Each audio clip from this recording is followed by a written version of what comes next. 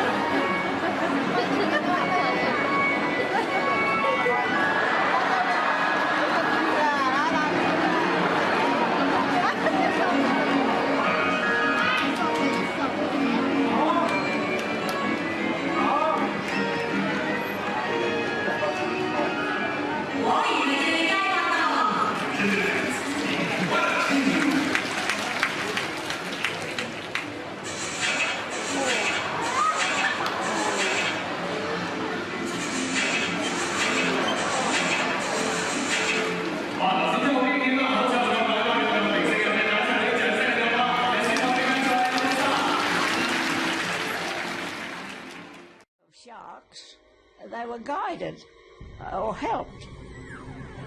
A shark wouldn't have stood a chance.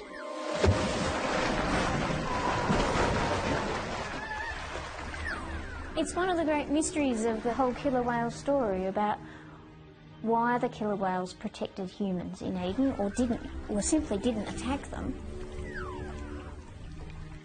I don't know. I've never heard of a killer eating a person. It might have been taste too good. I can't think of any scientific reason why that would be. You've got a situation where two highly armed and dangerous predators are coming together in a very vulnerable situation for both of them. If you're hunting a 70-foot whale, humans are likely to end up in the water, killer whales are likely to end up near harpoons. So there had to be some level of trust between the two species. We tend to think of trust as a very human emotion, but it's not that uncommon in the animal kingdom either.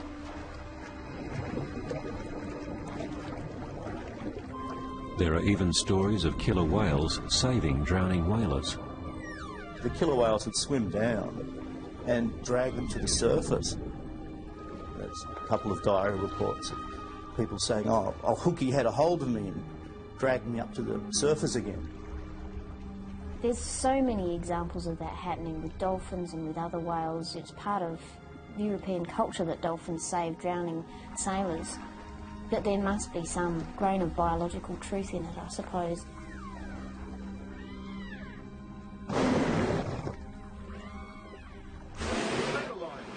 By the same token, the whalers claim to have saved the killers.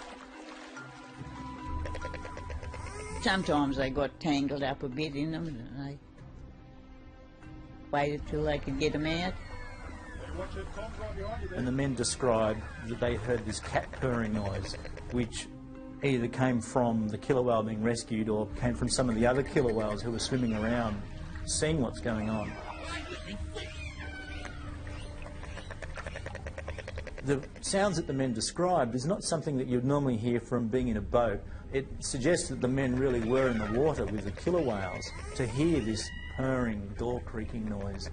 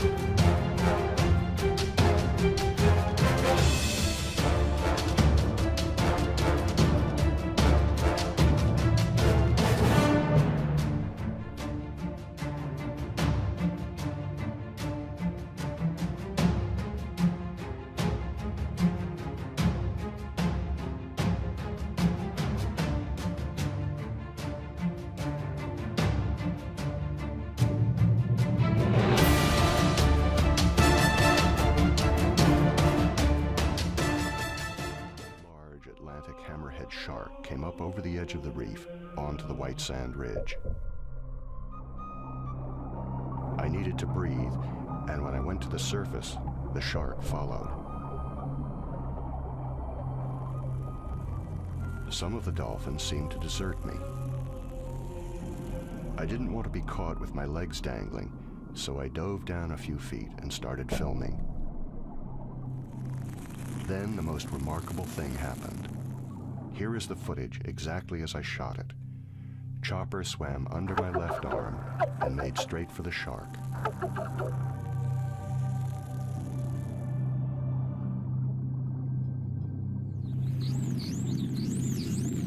Two other juveniles came in and mobbed the now confused hammerhead.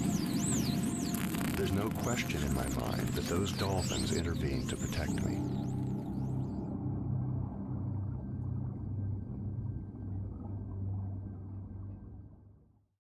A Holland woman has an unlikely hero to thank for breaking up a domestic fight.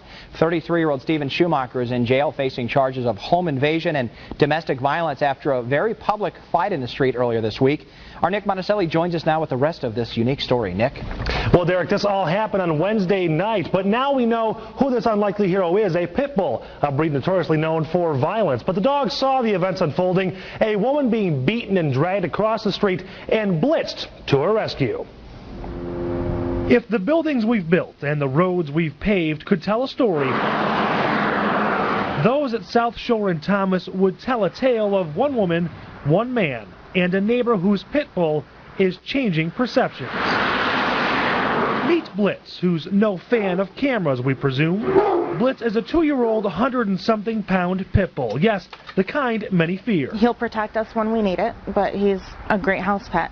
He's great with my kids, and he's wonderful. Due to the nature of this tale, Blitz's owner does not want to be known. She says close to 11 o'clock Wednesday night, she heard screams for help. It's so surreal. I haven't even slept yet. I'm just still kind of shaken about what could have happened to her. She saw 33-year-old Steve Schumacher beating and dragging his estranged wife. Scared of what basically could have really happened to her when reality set in, because he was pretty close to getting her in his car. Blitz saw it too. Yeah, he about knocked me out of the door to get two of them. So I heard her screaming, "Help me," repeatedly, and I came out my front door, and my dog spilled past me and went and scared him a little bit. She says he never bit anyone, but scared Schumacher just enough that he loosened his grip on his wife, who then ran inside Blitz's home and waited for police. He was still in the area. I believe he was in the front yard of this residence, and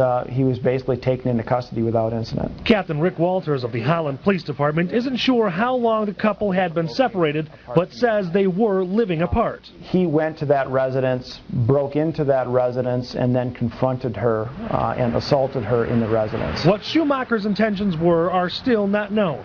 But what is known is the dog many fear saw fear and became a hero. It's hard to tell what may or may not have happened if not for that dog. I'm very proud of him. He would never do anything unless a situation was like that, when he feels that we're in danger.